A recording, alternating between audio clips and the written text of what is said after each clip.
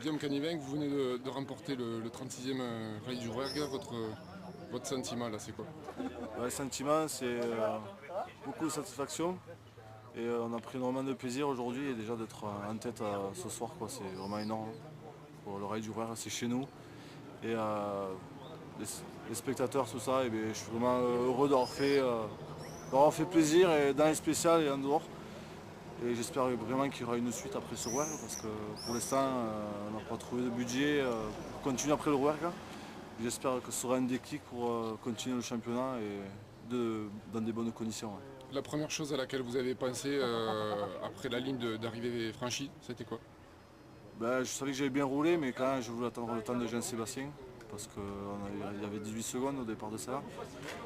Mais on avait très bien roulé dans la spéciale et après, dès qu'on a eu le temps de Jean-Seb, ça a été l'éclatement de folie, des pleurs et voilà, du gros bonheur, quoi.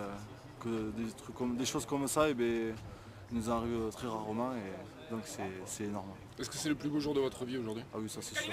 Ouais. C'est sûr, mais là je suis un peu sur une planète un peu déphasée. Donc voilà, quoi, mais demain je pense que je réaliserai encore plus de ce qui s'est passé ce week-end. À l'assistance à Bozoul, on a vu il y a une longue étreinte avec votre père. Est-ce que pour vous, ça représentait quelque chose de fort avec lui? Ah oui, tout à fait, ouais, parce que mon père, c'est lui qui m'a appris, qui m'a aidé pour tout, quoi, financièrement, tout. Et c'est sûr que c'est grâce à lui que ce Rouergue s'est passé comme ça. Et c'est clair qu'il y a eu il y a eu des pleurs dans les bras de mon père et ça me, voilà, ça me fait trop du bien, quoi, de prendre mon père dans mes bras et voilà, quoi, c'est inexplicable, quoi. La suite, vous la voyez comment? Bon, on sait que là, normalement, c'est votre dernier rallye du championnat de France cette année.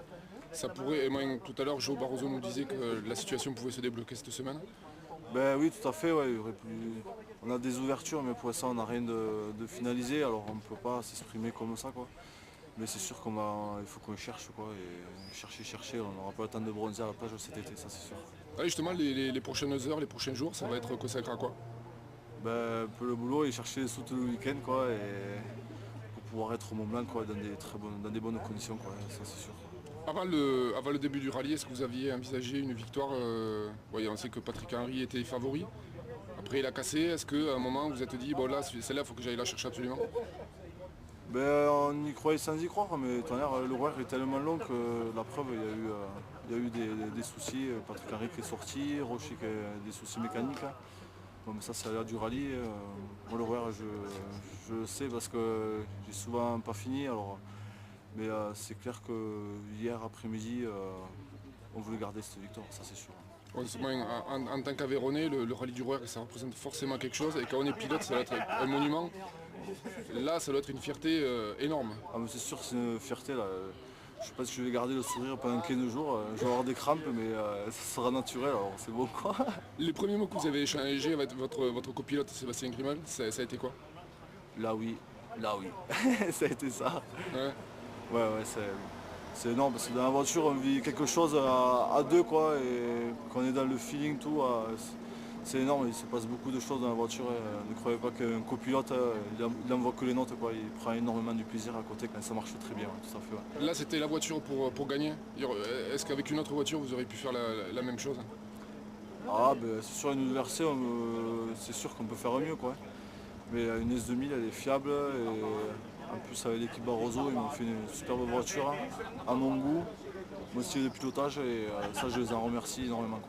Ce matin, la stratégie, c'était quoi? On sait que votre partenaire du team Barroso, Jean-Sébastien Vigion, était au coude à coude avec vous.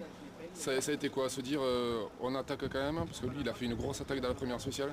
Oui, tout à fait, ouais. Il a fait une grosse attaque, oui, mais moi j'étais pas dans le ton. Et le deuxième tour on s'est vidé la tête et on s'est dit il faut y aller, quoi. On ne va pas laisser gagner un rallye horaire, c'est pas possible, quoi. Et ça a très bien fonctionné, tout à fait, ouais. Là, ça s'est joué sur quoi? Ça s'est joué sur l'expérience du haut niveau? Ben, tout à fait, ouais, parce qu'après il faut trouver le déclic pour vraiment aller au-dessus de nos pensées. Et ça a bien fonctionné sans aucune frayeur, la dernière boucle, alors c'est vraiment énorme.